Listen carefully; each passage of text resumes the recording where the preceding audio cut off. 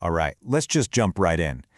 Sometimes the most genius ideas are hiding in plain sight. Today, we're going to pull back the curtain on a really powerful learning formula, one that's cleverly disguised as a super simple video idea. I mean, seriously, think about it for a second. If you've ever tried to learn a language online, you have definitely seen this. Spanish for beginners? You're checking into a hotel. Learning French? Hotel. Japanese? Yep, you guessed it. It feels like such a cliché, right? But what if I told you there's a brilliant reason for it? This right here, this little sentence is our key. On the surface, it just looks like a boring instruction for some content creator. But it's not. It is a finely tuned recipe, a perfect blueprint for how our brains actually learn effectively. And today, we're going to deconstruct it, piece by piece. Okay, so first things first. Out of every possible situation you could imagine, why do we always start our language journey at the front desk of a hotel? Let's dig into that. Well, the beauty of a hotel check-in is that pretty much everyone on the planet understands what's happening. You don't have to waste any mental energy figuring out the social rules or what's supposed to happen next. That frees up your brain to focus 100% on the new words and phrases. And all these pieces just work together so well. Because the experience is universal, it's instantly relatable. It also follows a very predictable script. Hello, I have a reservation. Can I see your passport? What's the Wi-Fi password? This means you're learning high-frequency vocabulary that you will actually use. And, most importantly, there's a super clear goal. Get that room key. All of this creates the perfect, low-stress learning environment. Okay, so we've got the what. Let's move to the next part of our blueprint, the time limit. The prompt is incredibly specific. Not just a short video, but a 4-minute video.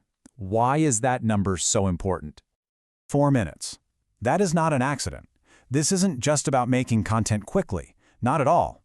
This duration is a deliberate and absolutely critical part of the learning design, and it taps into a really powerful concept about how our brains absorb information.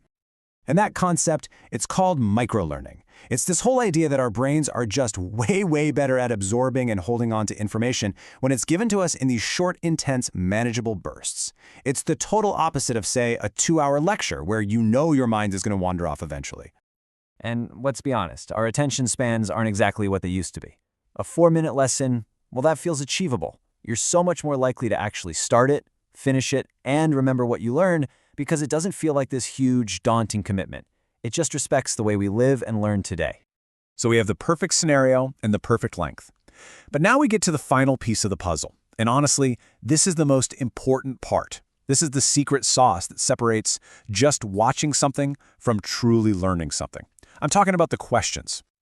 I mean, just think about it for a minute. How many videos have you passively watched this week? And how many of them can you recall in any real detail? There is a massive difference between just letting content wash over you and actively engaging with it. So here's the crucial distinction. When you just watch that hotel video, that's passive viewing. The information just kind of flows over you. But the second you have to answer a question, like what was the room number, your brain is forced to perform something called active recall. You have to literally go in there, find that specific piece of information, and pull it out. That active retrieving is what builds strong, lasting memory connections. This is probably the best way to think about it. Without the questions, the video is just a show. It's entertainment. But with the questions, it becomes a workout for your brain. Each question is like a rep, a little mental push-up that strengthens your neural pathways. It's the difference between sitting on the couch watching sports and actually getting up and going to the gym. All right, so we've taken our simple little prompt and we've pulled it apart. We looked at the scenario, the timing, and the test. Now, let's put it all back together and just admire the elegant learning machine we've uncovered. And here it is, the complete system.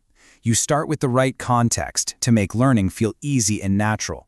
Then you deliver the content in a focused time frame to hold on to that precious attention. And finally, you demand commitment with a test that forces the brain to lock in the knowledge for good. Each part is absolutely essential. So there you have it. That simple prompt we started with wasn't so simple at all, was it? It's a powerful and elegant formula. A familiar context to lower the barrier to entry, focused content that respects how our brains work, and a required commitment that makes sure the learning actually sticks. So, I want to leave you with a final thought. Now that you can see this 3-part formula, context, content, and commitment, start looking for it. I bet you'll see it everywhere. in the apps you use, in the online courses you take, maybe even in the way you try to teach yourself new skills. So the real question is, how can you use this model to learn something better today?